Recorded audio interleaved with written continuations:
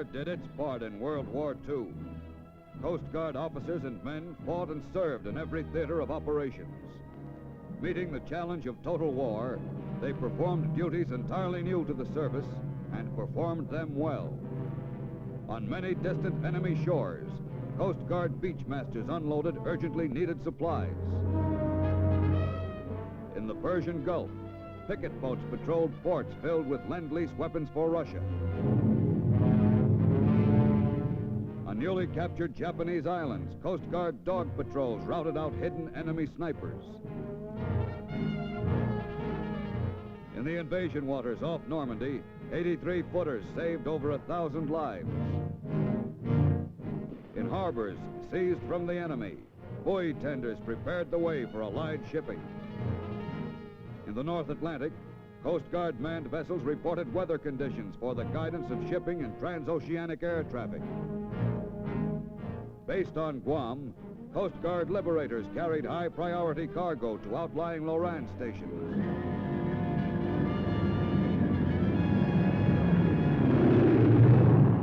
But the main job of the service was to man the thousands of Navy, Army, and Coast Guard ships in a war in which every battlefront was thousands of miles from America.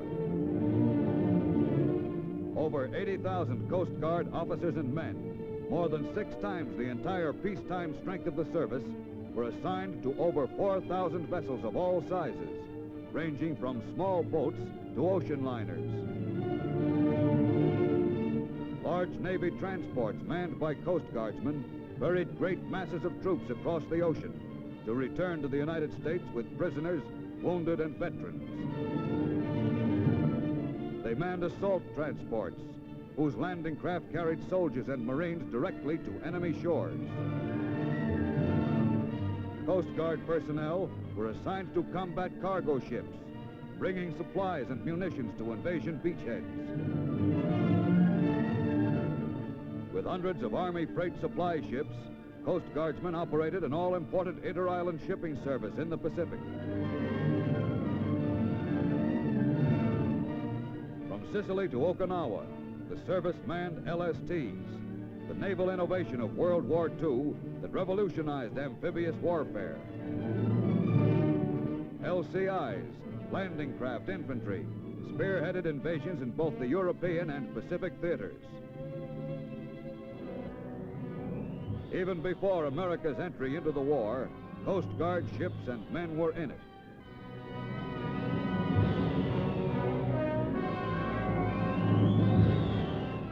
Early in 1940, when the war in Europe forced all vessels to maintain radio silence, Coast Guard cutters on patrol duty in the North Atlantic were designated to supply meteorological data for ships and aircraft. Stationed in strategic positions, Coast Guardsmen were able to report German activities and save many survivors of torpedoed Allied vessels. When, in April 1940, Germany invaded Denmark, the danger of a Nazi occupation of Greenland, Denmark's strategically located colony in the Western Hemisphere, became a serious threat, not only to Atlantic shipping, but also to the North American continent. To maintain our neutrality, several cutters were dispatched to patrol Greenland waters. And the service was charged with advising and assisting the Danish authorities in establishing effective defense measures. Representing the United States, the first American consular officials were brought to Greenland by the Coast Guard. Urgently needed food and medical supplies were delivered to the native population, which had depended completely on its imports from Denmark.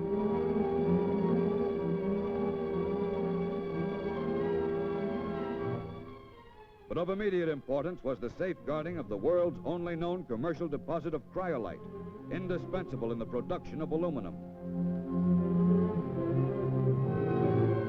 To protect this mine against sabotage, a number of experienced Coast Guard enlisted men were released from the service to volunteer to work as mine guards for the Greenland government. A thorough topographical survey of the island was made by service personnel. The new charts proved of immeasurable value in navigating the treacherous Greenland waters and in the establishment of air, naval, and weather stations. In strategic places, 3-inch guns were installed by Coast Guardsmen to safeguard vulnerable harbor entrances.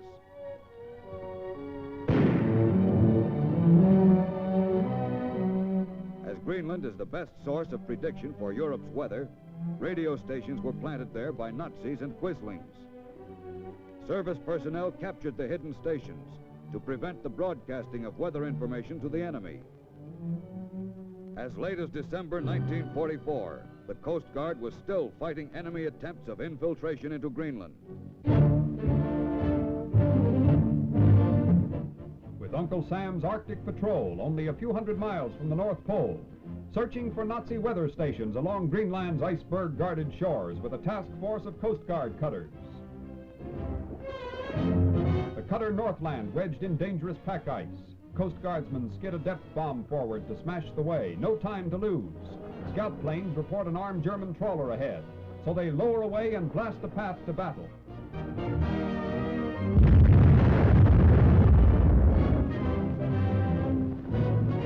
Off Shannon Island, the Nazi trawler is sighted and American guns cut loose.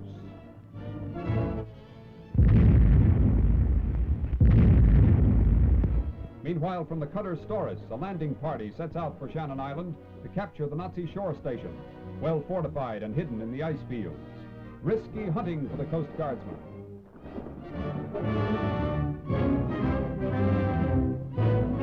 Twice before, in 2 months, has this weather-beaten crew ferreted out just such enemy installations. Now they're closing in on number 3, an icy cave camouflaged by snow.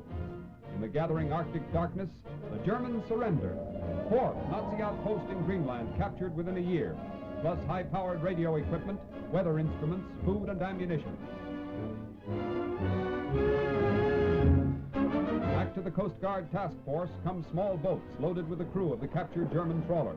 First aboard is the Nazi skipper, his men replaced on the German ship by an American prize crew after a battle fought farther north than any on record. Captives of the U.S. Coast Guard, which gets lots of the dirty work and little of the glory.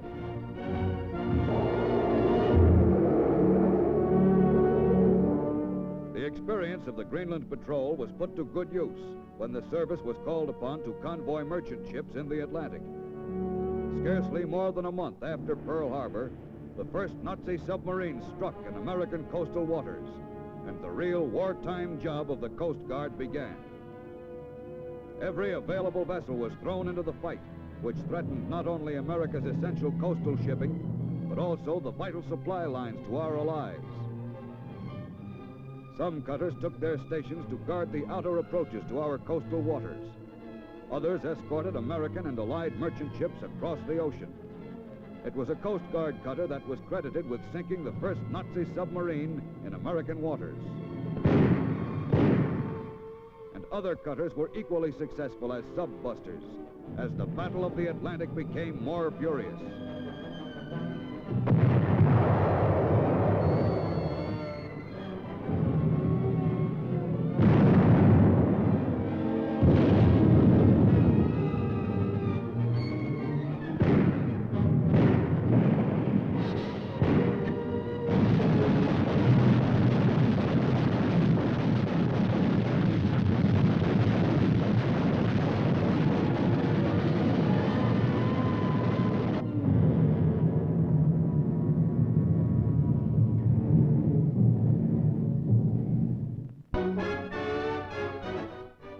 The successful work of the cutters was augmented by frigates and destroyer escorts, which the Navy turned over to the Coast Guard for manning.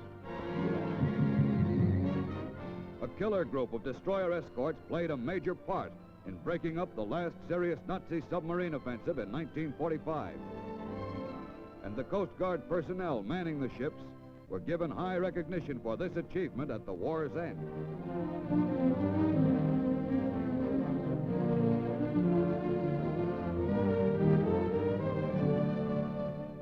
But the Coast Guard suffered losses, too.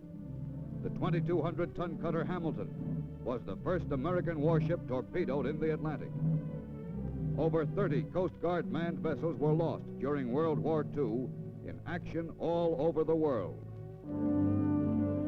In Washington, the Coast Guard's Commandant, Admiral Russell R. Waesche, summarized the war record of the service.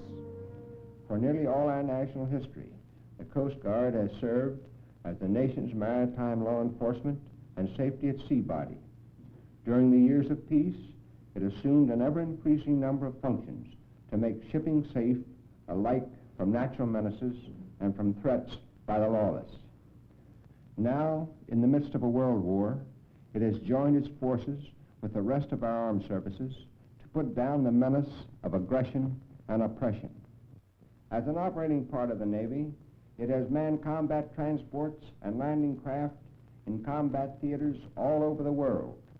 The Coast Guard has been in the vanguard of attack in every major invasion.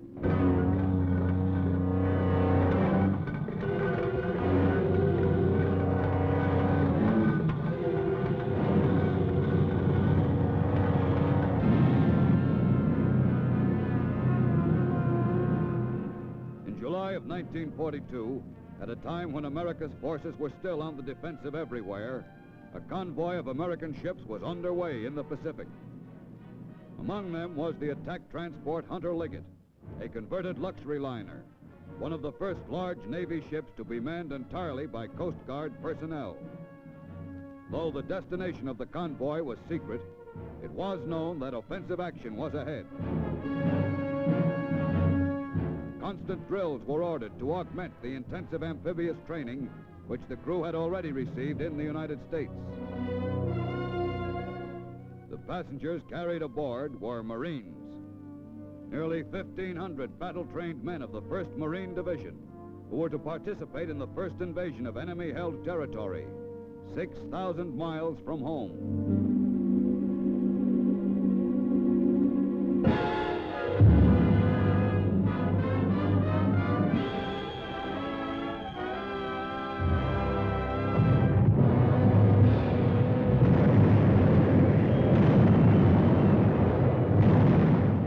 D-Day at 06:53, the Hunter Liggett had stopped 2 miles offshore.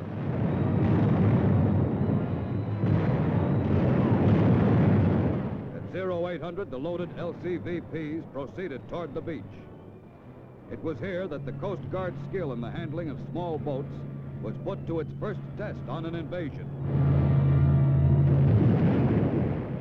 In the weeks to come, as the Marines advanced on the island, Coast Guard ships helped to supply them with munitions and supplies.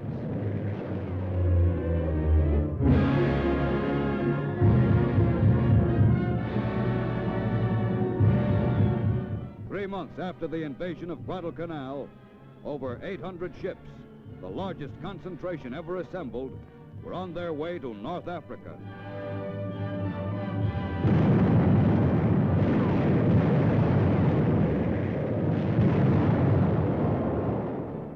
In the convoy were the Coast Guard transports Dickman, Wood, and Chase, which were in the vanguard of the assault, landing American and British troops on African soil.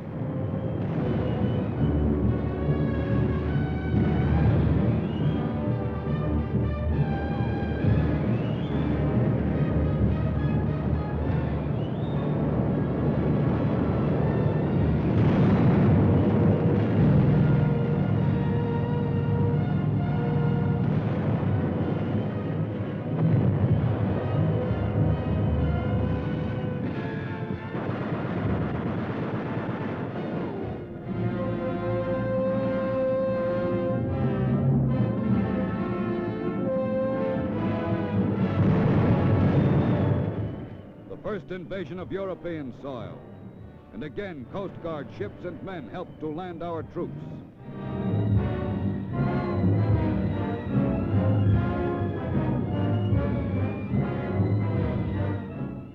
For the first time in this war, LCIs and LSTs saw action on the beaches of Spoleto, Gela, and Licata. The landing barges of transports, which 8 months ago participated in the invasion of Africa, shuttled back and forth with troops and supplies. But the landings were made costly by concentrated enemy air attacks.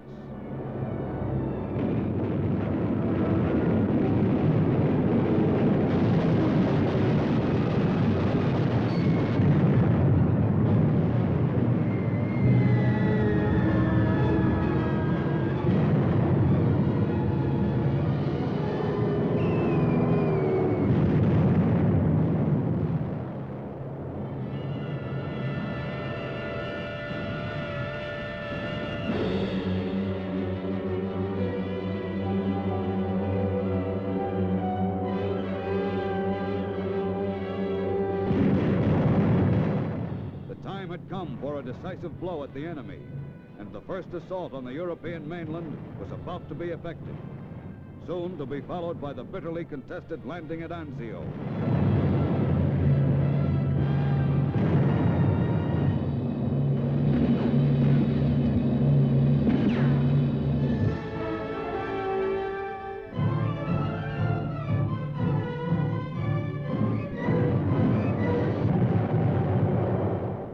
On the other side of the world, Navy and Coast Guardsmen were preparing to land Marines on a tiny atoll.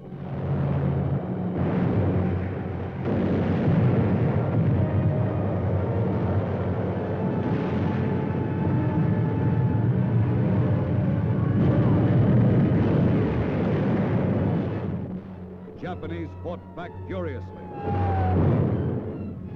Landing barges of the USS Arthur Middleton were stopped on reefs, and enemy fire took a dreadful toll of American lives. Of the first waves, only 1 man out of 5 survived to get to the beachhead and to hold on to the small strip of land seized at such a high cost from the enemy.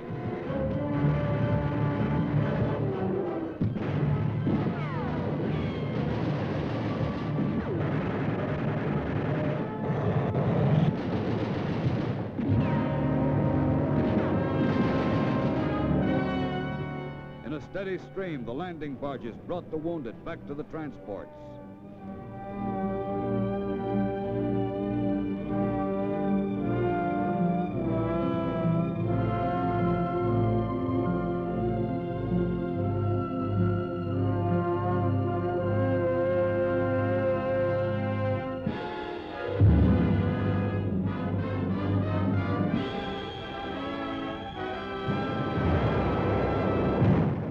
Normandy, the greatest invasion ever undertaken. Here, the Coast Guard manned attack transport Bayfield, served as flagship off Utah Beach.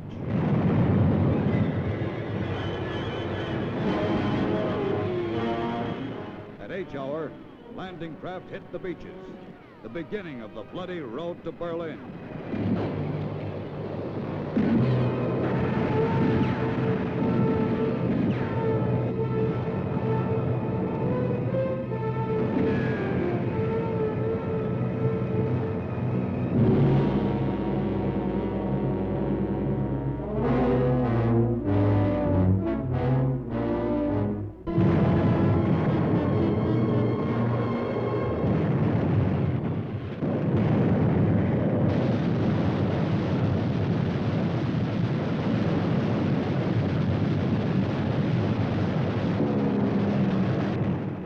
For 30 years, the Japs had been fortifying this hub of the Marianas in preparation for a day like this. But costly experience had taught the landing crews how to get their men ashore under enemy fire.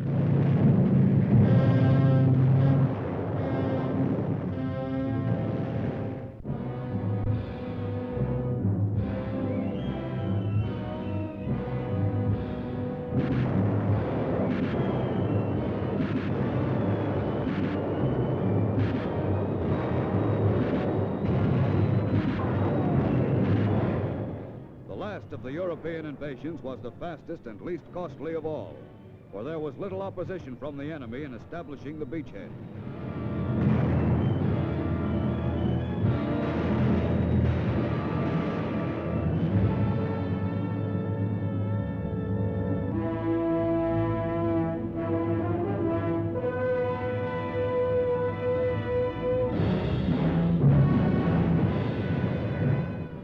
Landings on the main island of the Philippines, Coast Guard personnel of LSTs, frigates, and such transports as the Callaway, Cambria, Cavalier, Middleton, Mitchell, Wood, and others helped to fulfill the American pledge to return and free the islands from the invader.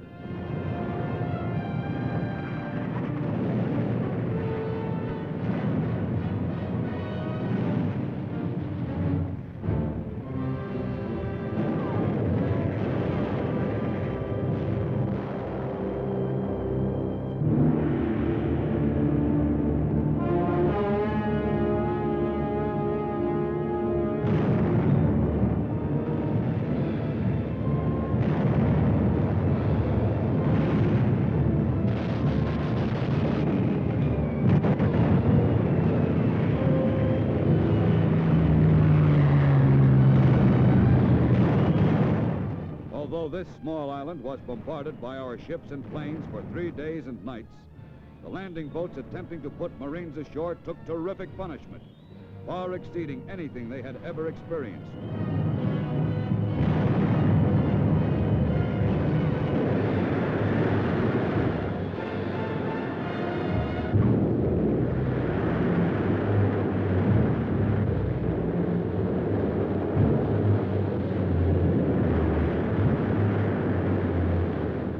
Bloody Iwo, the fiercest battle in the Marine Corps' long history.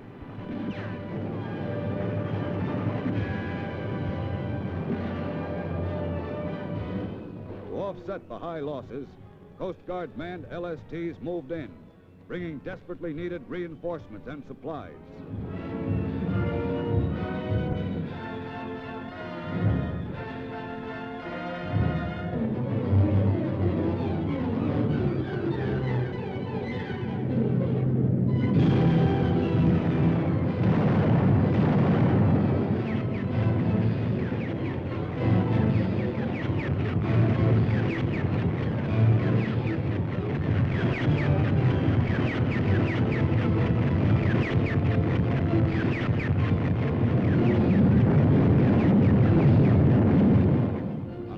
Sunday, the greatest invasion force ever assembled in the Pacific went into action only 330 miles from the Japanese mainland.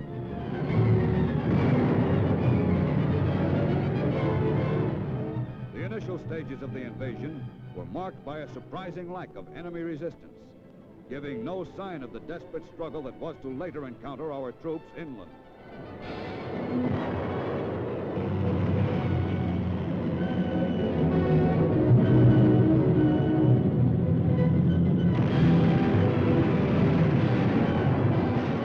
The Japanese made a final suicidal attempt with their kamikazes to blast our ships off the sea.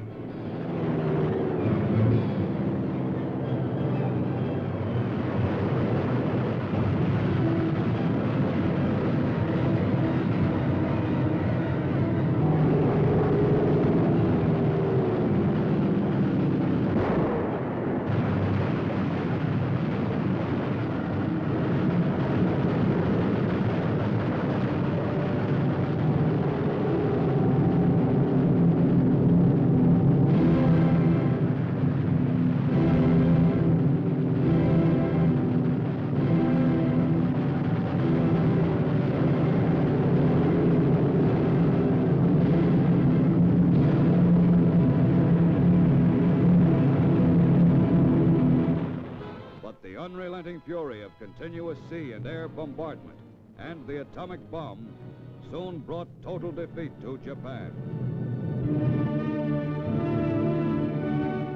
To foreign shores in the Pacific, American ships again sailed in peace. Greenland, Guadalcanal, Africa, Normandy, Okinawa, and 5 long years of Coast Guard at war ended on the home islands of the crushed Empire of Japan.